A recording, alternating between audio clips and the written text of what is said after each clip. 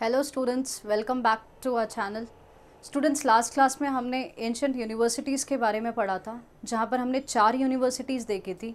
नालंदा देखी थी, फिर तक्षशिला देखी थी, विक्रमशिला देखी थी और पुष्पगिरी देखी थी। तो हमने क्या देखा था कि तक्षशिला जो है वो कहाँ है, वो हमने पाकिस्तान देखा था। फिर नालंदा जब देखा था तो हमने देखा था कि नालंदा कहाँ है, बिहार में।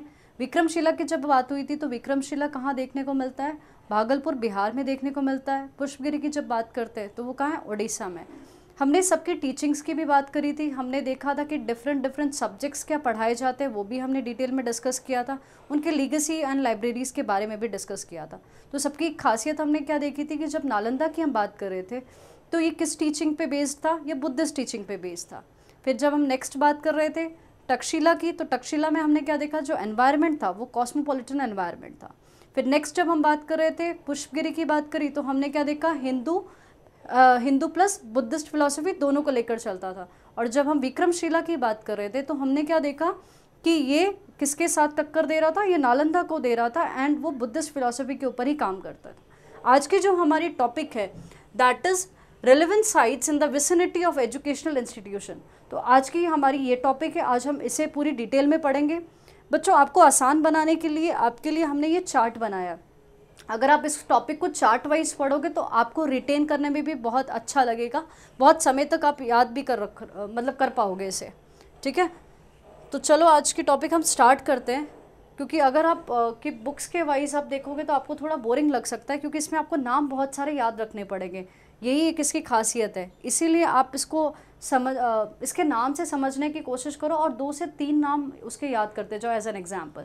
तो चलो हम टॉपिक स्टार्ट करते हैं। Relevant sites in the vicinity of the educational institute. When discussing relevant sites in the vicinity of an institute, it typically refers to places of interest. तो हम जब vicinity of institutes की बात करते हैं तो मतलब क्या है इसका, वो सारी places of interest या importance है जिसकी जो आसपास located है and can complement the educational, cultural and recreational experience of students and faculty. तो वो सारी जगह जो आसपास है किसी इंस्टीट्यूट के, उसे ही हम क्या कहते हैं, vicinity of the educational institute.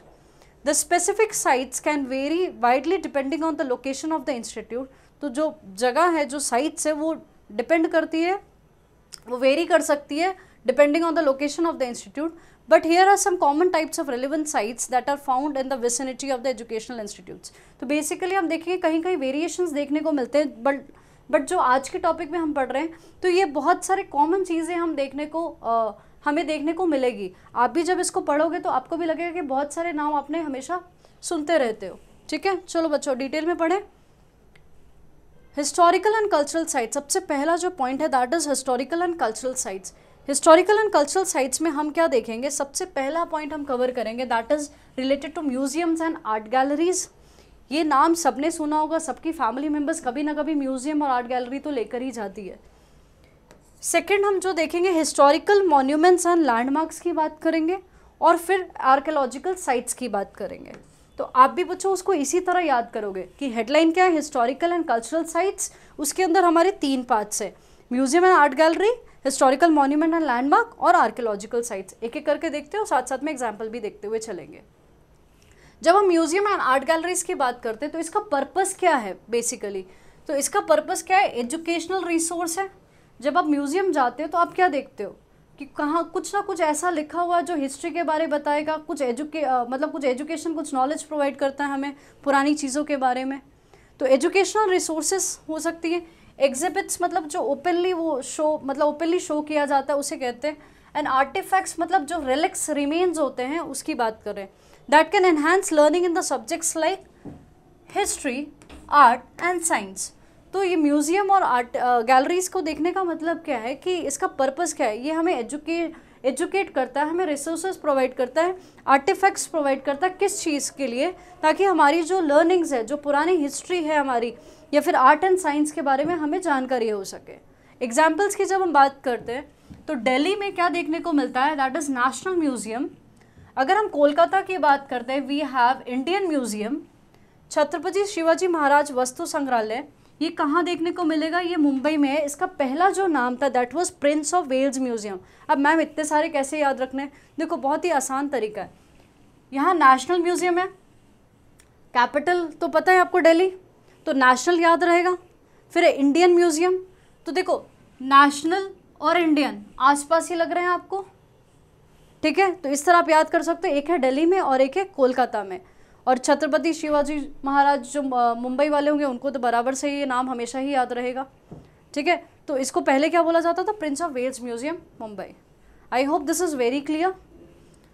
Next point पे आते हैं, that is historical monuments and landmarks. इसका पर्पस क्या होता है? जो हिस्टोरिकल मॉन्यूमेंट्स हम जो देखते हैं उसका पर्पस क्या होता है? ये साइट्स क्या हमें प्रोवाइड करती है?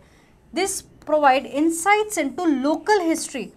जहाँ पर ये मॉन्यूमेंट देखने को मिलता है उसके जो आसपास की हिस्ट्री होती है ये उसके बारे में बताती है, वहाँ जो आर्किटेक्चर है उसका वो बताती है, and at the same time जो कल्चरल हेरिटेज है उसकी जानकारी वो देती है, ठीक है। तो अगर हिस्टोरिकल मॉन्यूमेंट एंड लैंडमार्क्स की बात करें तो हम पुरानी जो आसपास की history, architectural and cultural work के बारे में ये बताता है। एग्जाम्पल के तौर में अगेन देखते हैं, हमारे पास रेड फोर्ट है, गेटवे ऑफ इंडिया है एंड हवा महल है जो कि जयपुर में है। नेक्स्ट हम देखते हैं आर्कियोलॉजिकल साइट्स। आर्कियोलॉजिकल साइट्स की अगर हम बात करें, ancient ruins and archaeological sites provide opportunities for studying ancient civilisation.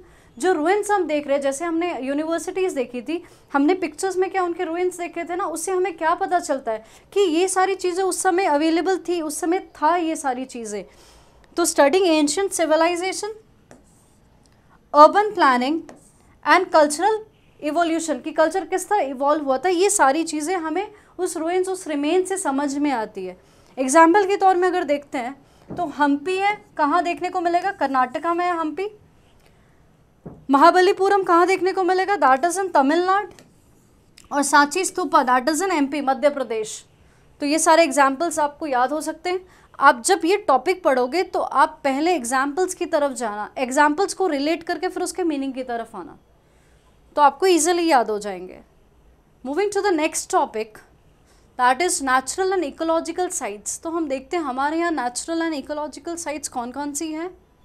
सबसे पहला पॉइंट जो हमारे पास है that is national park and wild life sanctuaries. Second हमें देखने को मिलेगा botanical gardens and nature reserves, and third is natural landscape and scenic spots. तो पहला अगर हम देखेंगे natural parks and wild life sanctuaries की बात करते हैं, तो पर्पस क्या है इसका? These sites offer opportunities for what? Studying biodiversity. ये सारी चीज़ों से हम बायोडाइवर्सिटी को क्या पढ़ सकते हैं, उसे कंजर्व कर सकते हैं, एंड एनवायरमेंटल साइंस के बारे में हमें जानकारी मिलती है, ठीक है। एग्जाम्पल्स की अगर बात करते हैं तो उत्तराखंड में Jim Corbett which is very famous national park. तो जिम कॉर्बेट कहाँ पर है? Jim Corbett national park is in Uttarakhand. फिर रणथंबोर नेशनल पार्क है एक, वो कहाँ देखने को मिलेगा?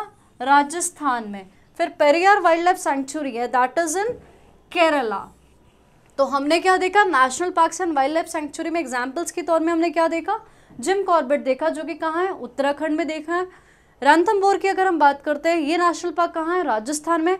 पेरियार वाइल्ड लाइफ सेंचुरी की अगर बात करते हैं तो ये हमें केरला में देखने को मिलती है। नेक्स्ट अगर हम चलते हैं botanical gardens and nature reserves पे। बोटानिकल गार्डन्स पे क्या होता है? डिफरेंट डिफरेंट स्पीसीज़ आपको देखने को मिलेगी, ठीक है, प्लांट स्पीसीज़ देखने को मिलेगी। तो botanical garden provides collection of plant species for educational purposes. तो डिफरेंट डिफरेंट वैरायटीज़ ऑफ आपको क्या देखने को मिल रही है? प्लांट की स्पीशीज़ देखने को मिल रही है। किस जगह यूज़ होगी? एजुकेशन पर्पस में यूज़ कर सकते हैं, रिसर्च में काम आती है, एंड एनवायरमेंटल स्टडीज़ में ये काम आती है। एग्जाम्पल्स के तौर में अगर चलते हैं, we have Indian Botanical Garden, कहाँ पर है? कोलकाता। आप देख रहे हो कि जब हम साइट्स पढ़ रहे हैं तो हमारे कोलकाता एक दो जगह पे देखने को मिल रहा है, तो आप ऐसे भी याद कर सकते हो कि कहाँ कहाँ कोलकाता आ रहा है, उसको मार्क करके रख लो। तो Indian Botanical Garden that is in Kolkata. Then we have Lal Bagh Botanical Garden, कहाँ पर है? बैंगलोर में। और फिर मुगल गार्डन्स कहाँ है? न्यू दिल्ली। हमने एग्जाम्पल्स में क्या देखा? इंडियन बोटानिकल गार्डन कहाँ है? कोलकाता। लाल बाग बोटानिकल गार्डन कहाँ है? बैंगलोर। और मुगल गार्डन कहाँ देखने को मिलेगा? That is in new Delhi. अब लास्ट पॉइंट हम देखते हैं इसका, natural landscape and scenic spot. Scenic spot मतलब जहाँ पर आपको ब्यूटी देखने को मिलती है, ये सारी चीज़ें जो नेचुरल लैंडस्केप पे, ये क्यों ज़रूरी है, इसका पर्पस क्या है, ये सीनिक स्पॉट्स जो होते हैं इसका पर्पस क्या है वो देख लेते हैं। These sites offer recreational opportunities, आप रिफ्रेशमेंट के लिए वहाँ जाते हो, and serve as outdoor classroom for field studies. तो बच्चों को आप देखोगे कि बहुत बार ऐसी जगहों पे लेकर जाया जाता है ताकि वो फील्ड स्टडी के तौर में वहाँ लेकर जाते हैं। एग्जाम्पल्स के तौर में देखते हैं, that is western Ghats, Sahyadri range Kerala, and Karnataka valley of flowers national park. ठीक है, आई होप आपको समझ में आया होगा। अगर natural landscape and scenic spot की बात करें तो वी हैव वेस्टर्न घाट्स, और फिर क्या है हमारे पास, valley of flowers. Moving to the next part, फिर नेशनल पार्क उत्तराखंड में देखने को मिला है, पैंगोंग लेक लद्दाख। तो हमारे पास क्या आ गया, वेस्टर्न घाट्स आ गया, फिर वैली ऑफ फ्लावर्स आ गया, एंड पैंगोंग लेक आ गया। कहाँ पर है पैंगोंग लेक, लद्दाख में। तो बच्चों आपको लद्दाख तो याद ही होगा ना, सीनिक ब्यूटी, और जब पहाड़ी इलाके पे जाना है तो सबसे पहले लद्दाख का नाम आता है। तो इस तरह आप याद कर सकते हो कि पैंगोंग का है, लद्दाख में है।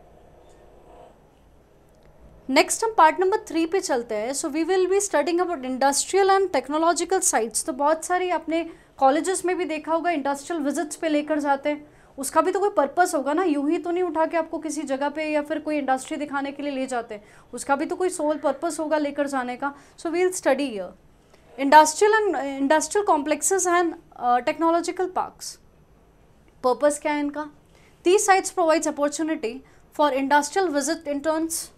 तो क्या करने जाते हैं, इंडस्ट्रियल विजिट्स के लिए जाते हैं इंटर्न्स जो होते हैं, इंटर्नशिप भी करते हैं, and collaboration with technological driven industries. तो जो टेक्नोलॉजिकल ड्रिवन इंडस्ट्रीज होती है उनके साथ कोलाबोरेशंस भी होता है।